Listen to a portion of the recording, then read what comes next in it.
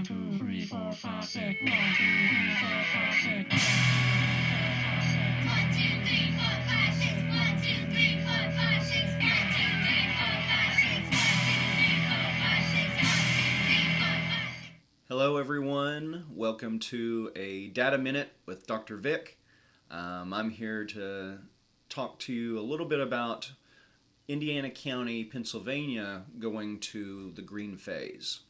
The green phase of reopening means that a lot of businesses will be opening their doors back, that people will be able to go back to restaurants in a limited capacity, and larger gatherings will start to happen. Now, the governor's office has communicated that, and the Department of Health have communicated that they're going by a couple of data-driven metrics to make these decisions per county. One of those is a indicator of how many new cases you had over the past 2 weeks as part of your population. So what they're wanting to stay under is, in the past 2 weeks, has your county stayed under 50 new cases per 100,000 people of the population? Other metrics include those related to testing and utilization of the hospital.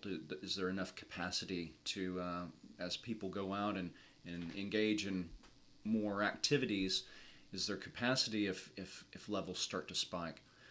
So I wanted to look at a little bit of the data and see if this could help people, how they feel about the opening. Some people are quite worried about it. Others are happy to be getting back to work. So a little data can only help, I hope. Now I would consider these back of the envelope calculations by myself using publicly available data. Now, this particular data comes from the New York Times, which collects county level data on new cases and deaths on a daily basis, and the Department of Health, which has been tracking testing, both positive and negative testing per county.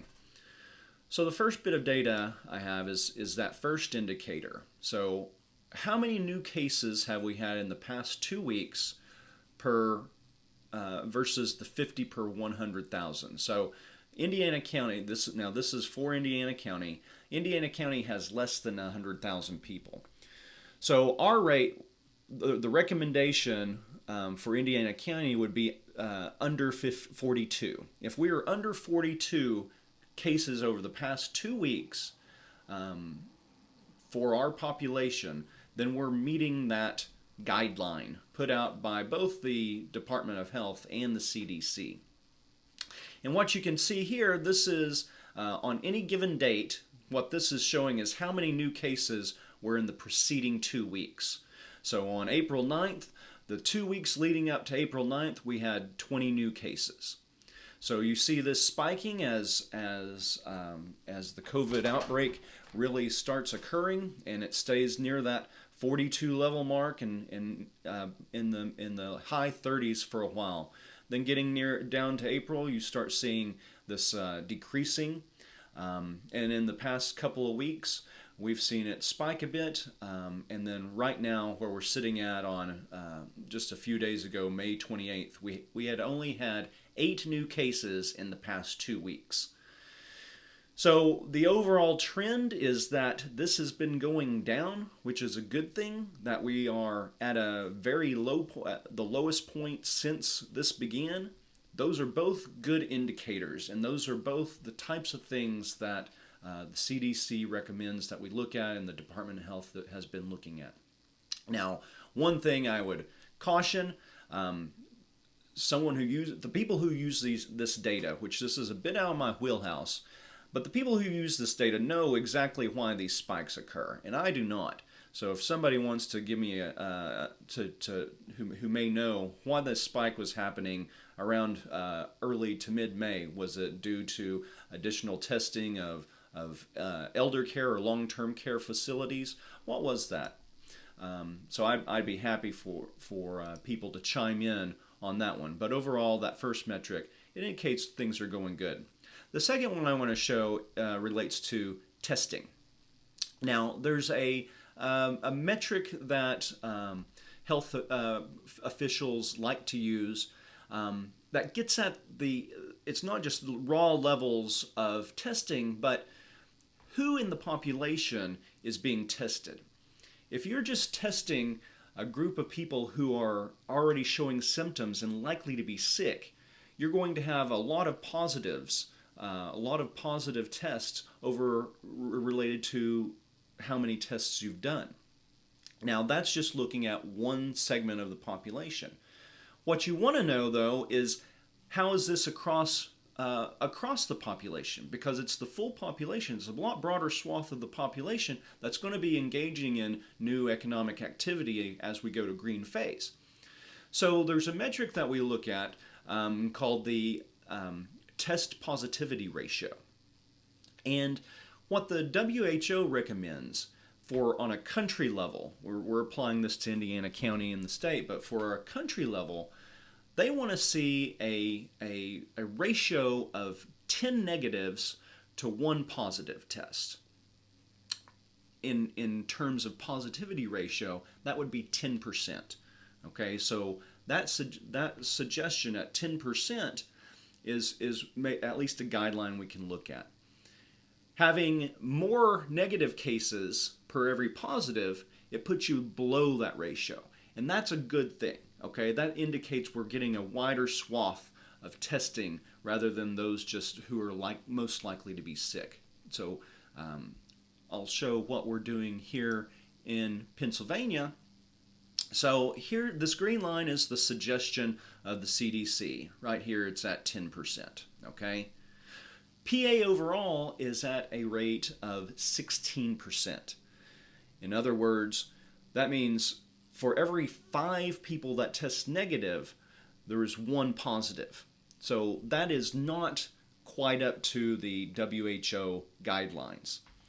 Now, this is all the counties sorted from greatest to least, and I'll go down to what we're interested in, is us here at Indiana. So Indiana, we're sitting at a test positivity ratio of 6%, which means that for every, we are getting back 15 negative tests for every positive one. So again, this is better than the suggested ratios and rates that the WHO has recommended. So again, for our county, that is a relatively good sign. It's also important to have those extra negative cases because testing is problematic. Specifically, it's problematic because of the false negative problem. Some of these tests falsely say that one is negative. So of that 15 in our county that are coming back negative, some of them may not really be negative. But hopefully we're, even accounting for negatives, we are still staying in good shape. So based on those metrics, I'm not making a policy recommendation here, but given the way that this policy of going to the green phase is laid out, I would say these metrics suggest that Indiana County is in relatively good shape. Now, what the real question is what happens to these rates over the next couple of weeks and the next month? Do they start to turn back in negative ways, indicating that health is going down? Or do they stay stable or even continue to improve as we continue to open up activity? So I'll be back adding these numbers to answer that question exactly. Please feel free to leave comments. Again, these are back of the envelope calculations, but I hope they help you think about how you feel and these decisions, your decision to go into go into a business, to patronize other businesses, and all right, stay healthy. Wear a mask, and thanks for joining me for a Data Minute with Dr. Vick. Take care. 1, 2, 3, 4, 5, 6. 1, 2, 3, 4, 5, 6.